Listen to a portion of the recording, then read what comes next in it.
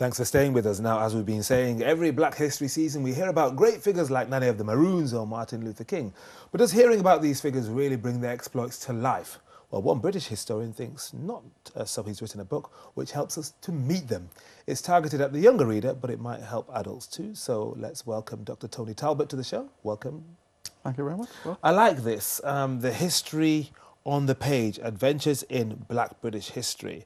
And you've got a couple of young people looking at the huge book laid out in front of them. Let me just, there we go, there you can see it right now. Can you explain the motivation behind it? Is it, as I said, because you were concerned that the figures from history were not being brought to life, so you decided to do this? Is that what the motivation was? yeah, well, for about 30 years or so, I've been teaching African and Caribbean studies, African and Caribbean history, both here and in Jamaica. And one of the things that I find when I meet with parents is that they often ask me, well, what can we use as a source for children? Mm-hmm. And there aren't very many Black history books for children. Yeah. Especially with a British focus. So what I decided to do was not to write a textbook. I've written other books, but I decided that for this one, I'd concentrate on children, and I would I would actually teach history through stories. Mm-hmm. So what you have is actually 7 stories about 7 different individuals. All of them are Black, and all of them lived or worked in Britain. Let's go through 1 or 2 of them. Who have you chosen, and how have you helped the children to waken up to what they really meant? Right. Well, what I've done is I decided that I'd do a very broad sweep of history, going back nearly 2,000 years. So the first character is, there's a story there about Septimius Severus. Yeah. Now, this is a Roman emperor, but he also happens to be an African Roman emperor. And he comes to Britain, 2nd century, to help England in its struggle with the Caledonians. So we're going up to the north of the border. Yeah, so yeah. Towards Hadrian's Wall. Hadrian's Wall, very much so, very much so. So where was he from? He's from Carthage? No, he was from Libya. Yeah, he was from Libya. Yeah, born in North Africa. So, but on the English or the British, the UK national curriculum, there's a topic there, the Romans. And I thought what I would do is I would select topics from the national curriculum so that it can be used in schools. Yeah. Teachers can realize that, oh, we can teach about Black people right within the curriculum. So I used him as an example. There's another interesting story about Andrew Watson. Mm-hmm. Now, he's very interesting because he's born in Guyana, and he comes to England, and he ends up playing football for Scotland in 1881. So he becomes the first Black player to not just play for Scotland, he captains the Scottish national team. And he was before Walter He was before, Tull. oh yes, before Walter, and Arthur Wharton. He's about 10, 12 years before them. He played for Scotland in 1881. He was playing football from the 1870s. He becomes the first Black, what we might call Football Association secretary. Right. He becomes a secretary of his local club in Scotland. But he lived also in England, in London. And you said, yeah. So so what I'm trying to do here is just to get children, young people, and adults to realize that there were a number of Black people doing all kinds of things in this country, and so I've decided not to write the standard textbook, but rather to just tell a story. So this book is meant to be the first in a series. Well, I'm just looking at the characters. Yeah. 2 children you've in this first series, Omar and Zara. That's right. And so Omar and Zara go back in time, do they? That's right. They keep, it's quite by accident, they act, in the first story, they repeat these words, oh, I wish we could go back in time and see what was going on there. I wish I could be part of the history on the page, hence the title. They repeat those words, and then by magic, it just takes them back. So it's almost like stepping into a TARDIS and they going back in time, like Doctor Who. Yeah, it's that kind of scenario, yes. So they go back in time. So every story starts with a British problem. Omar was struggling to play football properly. Yeah. He said, who can I watch? Who can I learn from?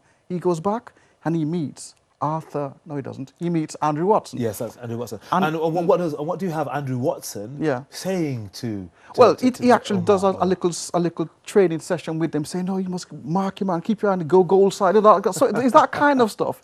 Because obviously this story didn't really take place. Of course not. But what we're trying to do... You're joking. What we're trying to do is to get the young people to... And I do this in all the stories. Yeah. At the end of each one, I do a summary of basic facts about the individuals so that people, the readers realize, okay, it's fictitious, but this is actual fact. There was a guy called Andrew Watson. Same thing with the one on, what I call him the Jamaican Guy Fawkes. Yes. We know about Guy Fawkes, who tried to blow up Parliament, but there was a Jamaican who did exactly the same thing in 1820, right here in Edgware Road, well, I say here, but in London, Cato Street, Edgware Road, tried to, with a group of 4 or 5 other guys, Arthur Thistlewood, they actually tried to carry out a similar kind of conspiracy to get rid of the government and to lead it. So, and they paid a very serious price. Well, I think, they were, yes, they were. Let's say, yes, they did. They were executed. I was trying to say it nicely, but there's no way. There's no nice way of saying it. It wasn't quite as bad as maybe the 17th century. What they do to you when you commit high treason. But you've written other books, obviously, haven't you, Honey? Food of the Plantation Slaves of Jamaica, Rum Rivalry and Resistance and Fighting for the Caribbean Spirit.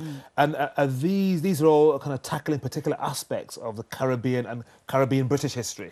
Yeah, well, the one on the food of the, well, the one on rum is really a political history of Caribbean rum. Rum is the only product in the Caribbean where they have an international competitive market or competitive edge. Rum is a Caribbean product. Sugar and bananas and some of these other crops, which we think are Caribbean in origin, they're not. Rum, the Caribbean is the world's leading producer of rum. So I wrote a political history of that. And what conclusions do you arrive at in that?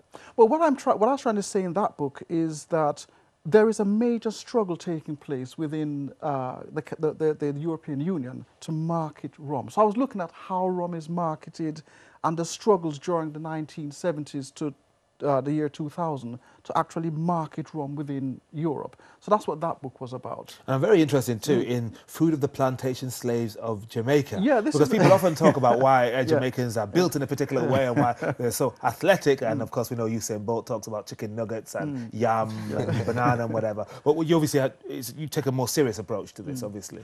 Yeah, what I did in that book, a very small book, was just to look at what did the Jamaican slaves actually eat. Yeah. And one of the things that, again, many people might not be aware of is the fact that what we sometimes describe as Caribbean food is not Caribbean in origin. So there's no ackee and saltfish. These things are not original from the Caribbean. Mango, breadfruit, plantain, rice and peas, they're not Caribbean in origin. These are foods that were borrowed and used from other parts of the world. If you go to Ghana, they have rice and peas, which they've had since at least the 11th century. We've got documentary evidence showing that. Wachi is what the Ghanaians call it, but it's the same concept, rice with the beans or the rice on the peas. So there's a lot of food that we think is Caribbean is not. And I've done the same with British food. A lot of what we, tea, chips, all these foods, because potato is Peruvian in origin. So, but we call it, today we might think that, potato is very British, very Irish, but in origin it's not.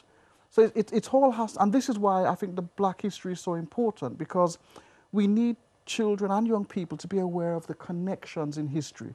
And this book is just trying to make one small step in that direction. And Chris, is this a kind of book that you would have loved to have read when you were, 7, 8, 9 years old? Well, sort of thing? Did you have much? I think these things are incredibly important. I mean, I worked on a book with my father about Alexander Dumas, and the guy who wrote The Three Musketeers. That's right. It was mixed race, and his father was actually a general for Napoleon, and he based the whole of The Three Musketeers around his father and his father's mates, who were all black guys in something called the Black Legion. Most of them were from Haiti. And those guys, that they were exactly like Aramis, Porthos, Athos. They did all the same sort of things.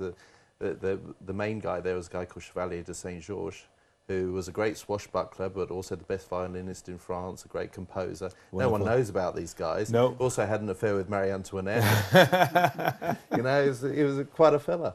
Tremendous stuff. Oh, yeah, indeed. You should have devoted the programme to him. Yeah, man. Tony, before we finish, tell us where people can buy your book, because I suspect there'll be an appetite for it, people to buy it for their children. Yeah, I mean, it's available worldwide. You can get it on Amazon, you can get it from any bookshop, Waterstones, any major bookshop. Just give them the title, and they won't have it in stock, because I went to Waterstones myself, and obviously they didn't have it. Where is my book? But they checked on their catalogue. It's there, and you can order it and it will be yours very easily. You can also go on, I don't know if you've got my website, but you can certainly get it from Waterstones and those sources. We'll put your details of the website, of course, on the screen. Right, Thank you very much indeed. And that's it for Shoot the Messenger this week. Remember, you can watch today's edition again later this week on Vox Africa or catch specially selected highlights on our website, voxafrica.co.uk/STM. You can also follow me on Twitter. I'm at Bonsu. Many thanks to my guests, Tony Talbot, Asher Kwesi, Erica Fremantle and Chris Cleverly. And you for watching till the same time next week. Thanks again for joining us and goodbye.